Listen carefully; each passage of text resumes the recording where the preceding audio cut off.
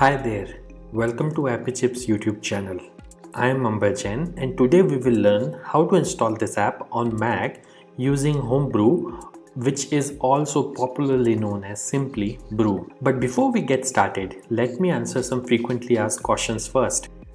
To start with, what does a package manager like Homebrew does? Well, a package manager lets you install, uninstall or repair apps on your Mac. A package manager is very similar to App Store on macOS or Microsoft Store on Windows operating systems, except that a package manager uses commands that you type on Mac terminal to install or uninstall different programs. Some of the popular package managers for Mac include Homebrew, Nix, and Macports.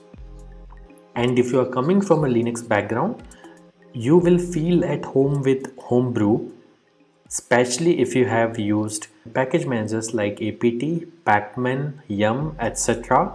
on Linux based operating systems. Next up, is it safe to install the Mac apps via Homebrew? Short answer, yes. In fact, Homebrew is the most popular and thus most widely used package manager on macOS. Moreover, Homebrew is a non-profit member of Software Freedom Conservancy Foundation, also known as SFC Foundation.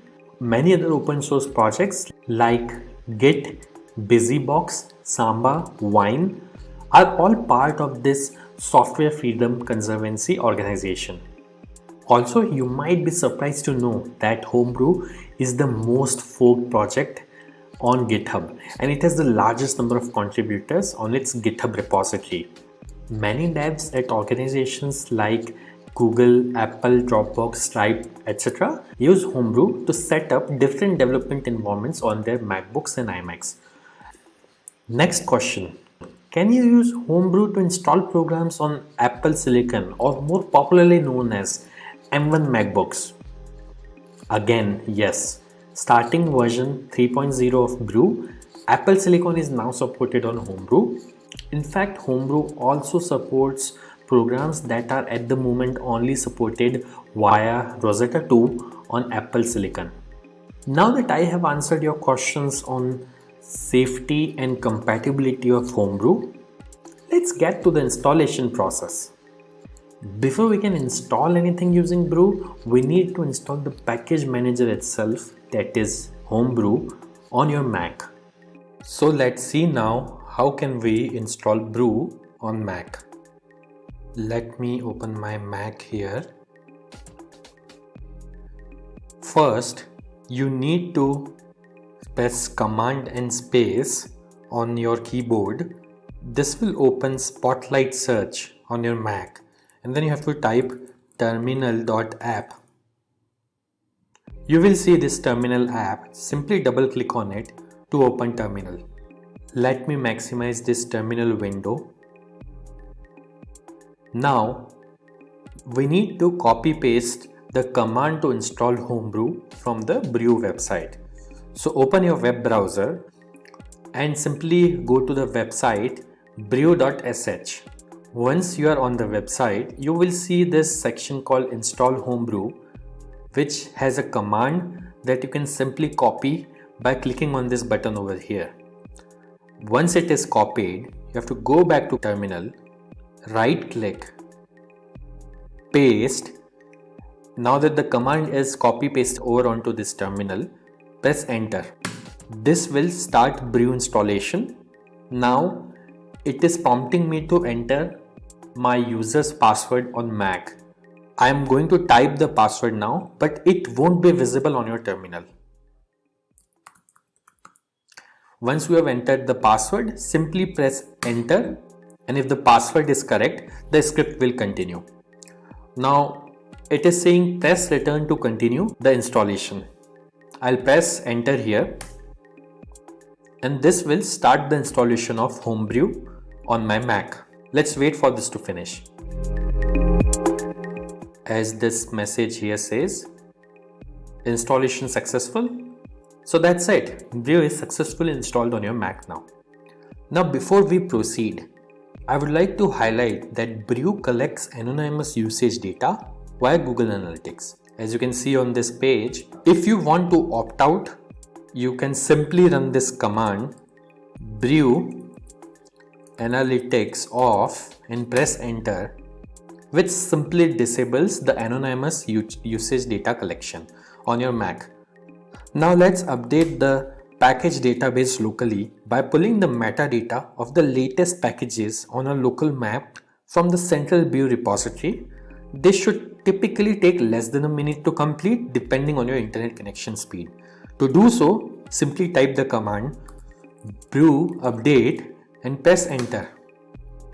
As you can see, my local brew database is already up to date because I just installed brew on my system. Now to install the app, let's run the brew install command. Mind you, if during installation, if you're prompted to enter a password, enter your Mac user's password to continue.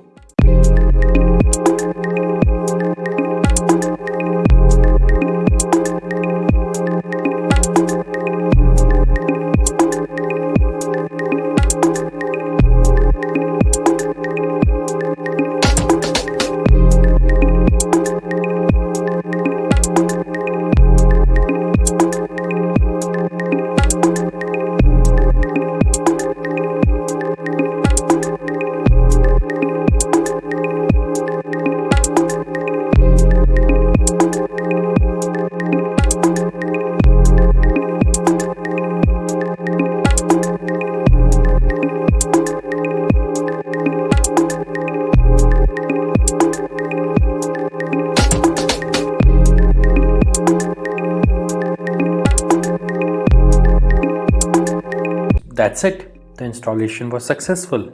If this video was useful, don't forget to hit the like button. And if you faced any problems during the installation in this video, please leave a comment below and somebody from Appichip team will reply back to you. If in future any app installed using brew stops working, then you can simply reinstall it using the command brew space reinstall space the name of the program.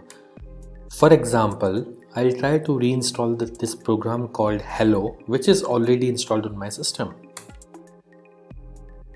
As you can see, it is downloading the program and it says reinstalling Hello, and now Hello is successfully installed.